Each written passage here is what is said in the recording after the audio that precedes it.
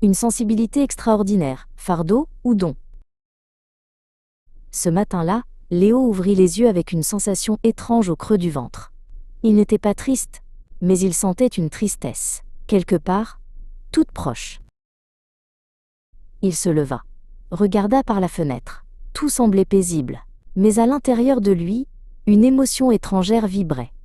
Inexplicable, lourde. C'est alors que Lumi traversa doucement la pièce. « Tu captes ce que les autres ne voient pas, » dit-il. « Tu ressens ce qu'ils n'osent même pas s'avouer à eux-mêmes. » Léo s'assit. Il pensa à son amie Magali, qu'il avait croisée la veille. Elle avait souri, mais il avait senti quelque chose d'éteint, derrière son regard. C'est cette tristesse-là qu'il portait en lui ce matin.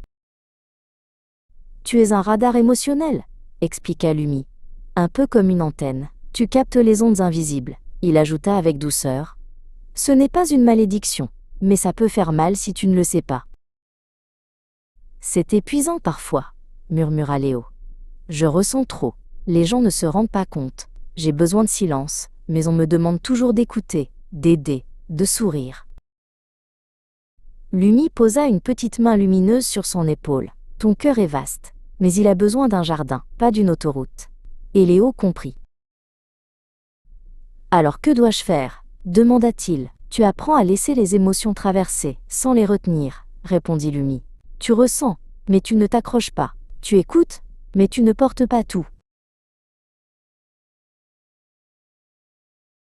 Un jour, dit Lumi en souriant, ta sensibilité deviendra ton pouvoir. Elle fera de toi un guide, un guérisseur, un miroir pour les autres. Mais d'abord, sois doux avec toi-même. Léo ferma les yeux. Il ne voulait plus être une éponge, mais une rivière. Et dans le silence, il sentit une paix nouvelle s'installer. Il n'était pas faible. Il était profond.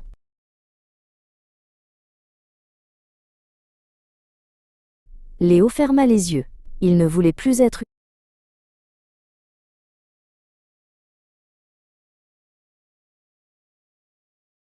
une éponge, mais une rivière. Et dans le silence, il sentit une paix nouvelle s'installer. Il n'était pas faible.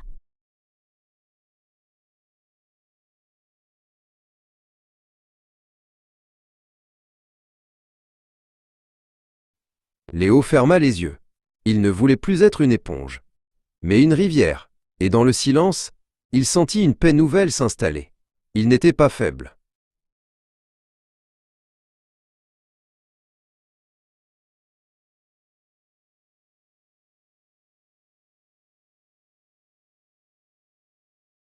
Une sensibilité extraordinaire, fardeau ou don. Ce matin-là, Léo ouvrit les yeux avec une sensation étrange au creux du ventre. Il n'était pas triste, mais il sentait une tristesse, quelque part.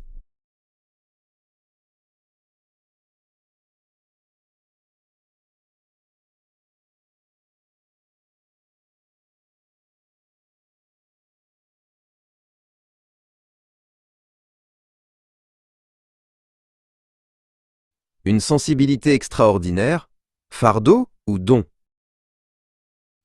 Ce matin-là, Léo ouvrit les yeux avec une sensation étrange au creux du ventre. Il n'était pas triste, mais il sentait une tristesse, quelque part, toute proche.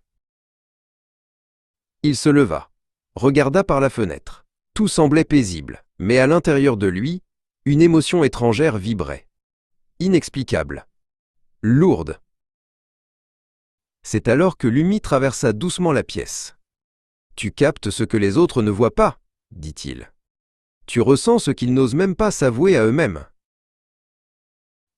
Léo s'assit.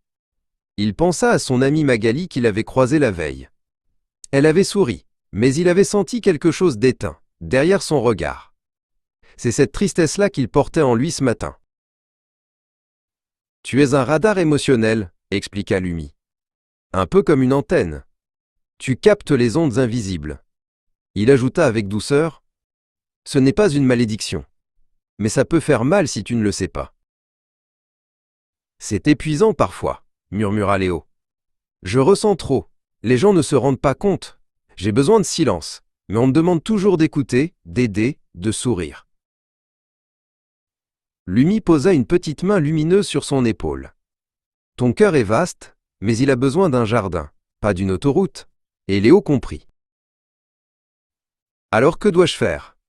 Demanda-t-il. Tu apprends à laisser les émotions traverser sans les retenir, répondit Lumi. Tu ressens, mais tu ne t'accroches pas. Tu écoutes, mais tu ne portes pas tout. Un jour, dit Lumi en souriant, ta sensibilité deviendra ton pouvoir.